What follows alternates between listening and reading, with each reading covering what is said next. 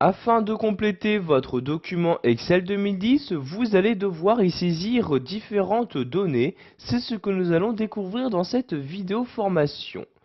Donc tout d'abord, sachez que vous pouvez insérer différents types de données, que ce soit des chiffres ou encore des lettres. Donc pour pouvoir insérer une donnée dans une cellule, vous devez tout d'abord sélectionner la cellule en question. Donc par exemple, si je souhaite insérer une donnée dans cette cellule-ci, je clique tout d'abord dessus pour la sélectionner. Une fois celle-ci sélectionnée, je vais enfin pouvoir saisir la donnée que je souhaite. Donc par exemple ici, insérer mon nom de famille, je mets donc ici Moreau. Donc je l'écris donc à l'aide de mon clavier. Donc vous voyez, j'ai pu insérer donc les différents caractères. Sachez que vous pouvez à tout moment éditer donc cette saisie. Donc par exemple, vous déplacez ici, par exemple, je reviens ici avant le R, je fais un retour arrière. Donc vous voyez, je peux sans aucun problème effacer ou encore rajouter différents caractères. Donc vous voyez, je rappuie ici sur la touche R de mon clavier pour l'insérer à nouveau donc dans mon mot. Donc ici, si j'appuie sur la touche Entrée, vous pouvez voir que maintenant il s'agit de la cellule en dessous qui a été sélectionnée. Et vous pouvez donc voir que dans la cellule ici, donc juste au-dessus, il y a bien donc mon nom de famille qui a été inséré. Si maintenant je souhaite ici insérer mon prénom dans cette cellule-ci, je clique tout d'abord dessus pour la sélectionner.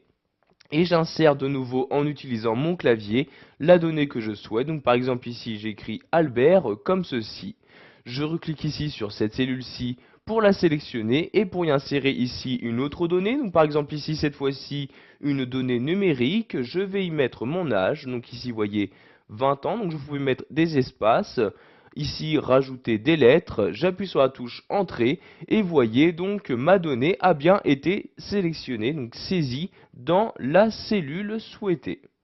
Vous pouvez à tout moment modifier le contenu d'une cellule. Donc par exemple ici, si je souhaite modifier le nom de famille, je clique ici sur la cellule et je peux ressaisir, toujours à l'aide de mon clavier, un nouveau nom de famille. Donc par exemple ici Robert. Et voyez donc que l'ancienne donnée a été totalement écrasée. Donc j'appuie sur la touche Entrée et voyez le nom de famille a bien été remplacé. Donc maintenant, nous allons voir qu'il est possible de répéter le contenu sur plusieurs cellules. Donc par exemple ici, si je souhaite répéter ce contenu sur les différentes cellules se trouvant en dessous, donc je fais tout d'abord un clic sur la cellule en question. Une fois ma sélection de cellules faite, vous pouvez voir ici donc ce rectangle noir qui apparaît tout autour. Vous allez vous rendre tout en bas à droite de celui-ci et cliquer sur le petit carré. Vous avez donc maintenant votre curseur qui ressemble à celui-ci. Une fois que c'est le cas, vous pouvez cliquer donc avec votre souris et tout en maintenant le clic, vous pouvez par exemple ici descendre et vous avez donc ici donc automatiquement la répétition du contenu qui s'effectue. Donc vous voyez ici, il s'agit de données numériques, pardon. Donc automatiquement, il y a une incrémentation d'effectuer.